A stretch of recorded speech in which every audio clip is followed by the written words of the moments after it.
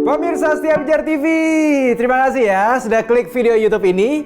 Program ini didanai oleh mitra dan sahabat sekalian yang selalu mendukung kami dengan setia. Dan tahukah saudara bahwa ada cara yang baru dan mudah loh di YouTube untuk membantu kami memproduksi program-program yang selalu fresh di Pijar TV.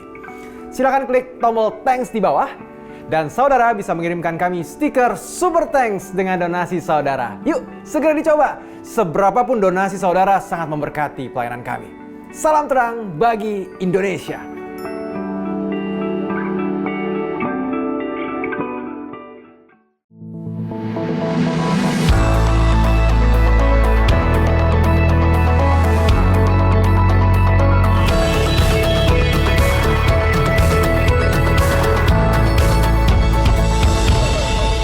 Shalom sahabat pijar.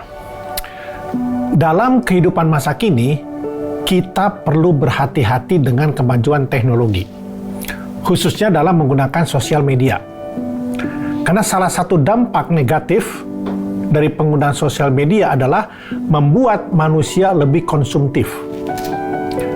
Nah, kalau budaya konsumtif ini tidak dikendalikan, maka kita bisa terjebak dalam dosa keserakahan.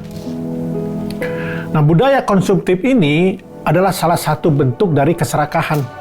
Saudara bisa baca di dalam Lukas 12 ayat 15. Dan salah satu alat yang dipakai iblis untuk menjebak orang masuk dalam dosa ketamakan.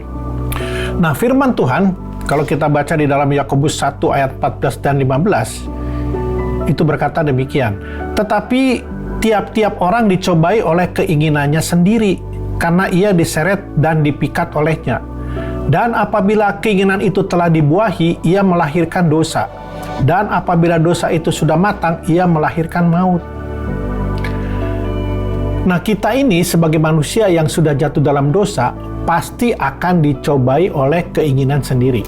Hati-hati, salah satu bentuk keinginan sendiri di zaman sekarang ini adalah budaya konsumtif. Anak-anak muda, jangan sampai kalian terjebak dalam budaya konsumtif. Coba perhatikan ayat 15. Dikatakan kalau keinginan itu sudah dibuahi, ia melahirkan dosa. Nah, apa makna melahirkan dosa?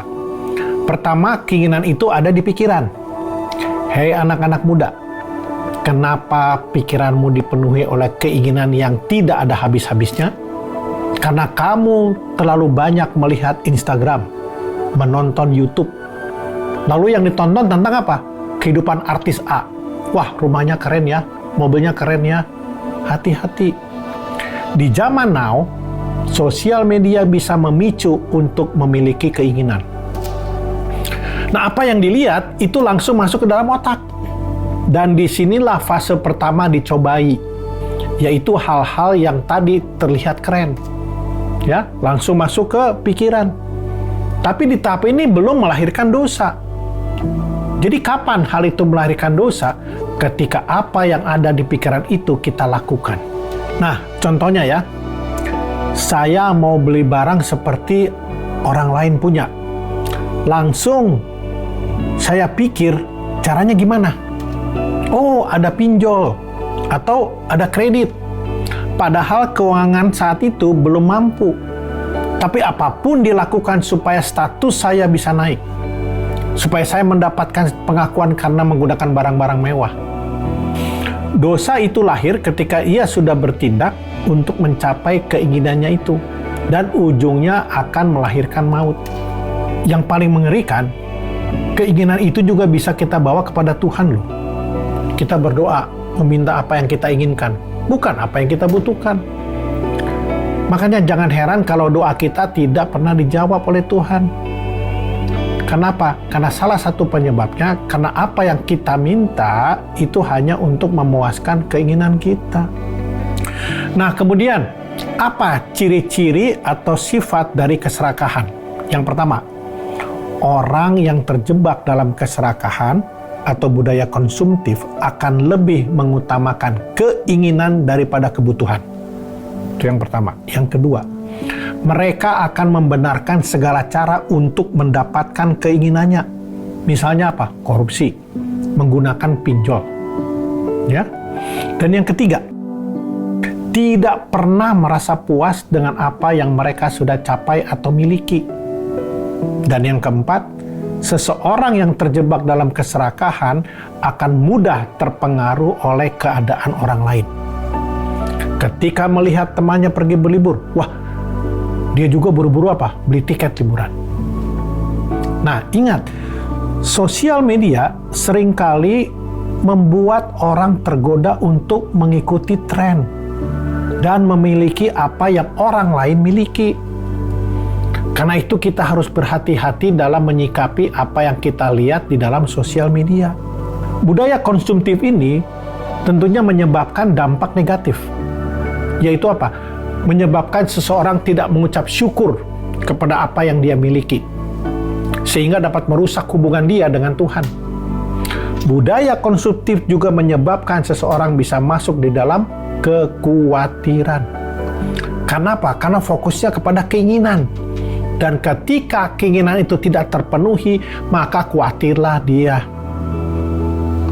Dari sini, kita bisa melihat dampak dari budaya konsumtif yang sangat luar biasa. Yaitu apa? Merusak hubungan dengan sesama, merusak hubungan dengan Tuhan, dan merusak kesehatan diri sendiri. Jadi, apa yang harus kita lakukan supaya tidak terjebak di dalam budaya konsumtif ini? Yang pertama ya, seperti yang dikatakan di dalam 1 Tesalonika 5 ayat 18. Mengucap syukurlah dalam segala hal. Sadari dan hargai berkat-berkat yang telah Tuhan berikan kepada kita. Mulailah mengucap syukur untuk kesehatan, untuk keluarga, atau mungkin teman-teman di sekitar kita. Dengan menghargai apa yang telah ada, kita tidak lagi akan terjebak dalam sikap yang tidak pernah puas. Itu yang pertama. Yang kedua, kita harus menaruh kepuasan ya kepada hal-hal yang bernilai kekekalan, bukan hal-hal yang bernilai sementara. Ya. Pergunakan apa yang bernilai sementara itu untuk suatu tujuan yang bernilai kekekalan. Nah, kalau kita baca di dalam 1 Timotius 6 ayat 17 sampai 19 dikatakan demikian. Peringatkanlah kepada orang-orang kaya di dunia ini agar mereka jangan tinggi hati dan jangan berharap kepada sesuatu yang tak tentu seperti kekayaan, melainkan pada Allah yang dalam kekayaannya memberikan kepada kita segala sesuatu untuk dinikmati. Peringatkanlah agar mereka itu berbuat baik, menjadi kaya dalam kebajikan, suka memberi dan membagi, dan dengan demikian mengumpulkan suatu harta sebagai dasar yang baik bagi dirinya di waktu yang akan datang untuk mencapai hidup yang sebenarnya. Nah, ini yang kedua. Dan yang ketiga, adanya perubahan orientasi dalam cara berpikir. Nah, kalau kita baca di dalam Roma 12 ayat 2 ya, dikatakan demikian. Janganlah kamu menjadi serupa dengan dunia ini, tetapi berubahlah oleh pembaruan budimu, sehingga kamu dapat membedakan mana kehendak Allah, apa yang baik, yang berkenan kepada Allah, dan yang sempurna. Ayat ini mengingatkan supaya kita merubah cara pandang kita terhadap kehidupan ini. Kita harus memiliki kepekaan mana kehendak Allah dan mana kehendak kedagingan kita. Jangan sampai sosial media membuat kita serupa dengan dunia ini. Tetapi pakailah sosmed menjadi alat di tangan Tuhan untuk menjangkau banyak jiwa. Itu yang ketiga. Dan yang keempat, bijaksanalah dalam menggunakan sosial media. Kita perlu berhikmat dalam memilih siapa yang kita ikuti dan konten apa yang kita lihat di dalam sosmed.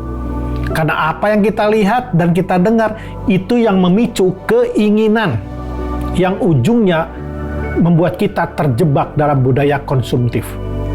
Nah, selain itu, jangan habiskan waktu saudara hanya untuk membuka sosial media. Sehingga hal-hal penting seperti keluarga, pekerjaan, bahkan persekutuan bersama Tuhan menjadi terabaikan. Ya, kita harus berhati-hati. Karena sosial media bisa mengalihkan fokus hidup kita bukan lagi kepada Tuhan, kepada keinginan diri sendiri. Tapi ingat, ini bukan berarti sosial media adalah sesuatu yang jahat, bukan. Tapi sosial media bisa menjadi alat untuk memberitakan kasih Tuhan kepada orang-orang di sekitar kita. Mari, bijak-bijaklah dalam menggunakan sosial media. Saudara terkasih, kita adalah terang bagi Indonesia. Oleh karenanya, jaga terangmu. Tuhan Yesus memberkati.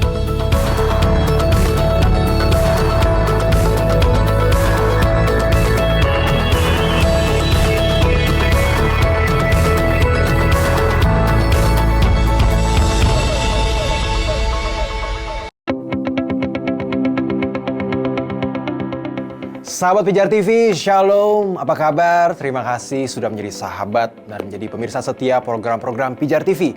Kami sungguh rindu agar saudara bukan saja diberkati dengan menyaksikan program-program ini, tapi juga dapat berinteraksi dengan kami untuk berdiskusi dan bahkan didoakan melalui WhatsApp dan telepon yang tertera di layar kaca ini.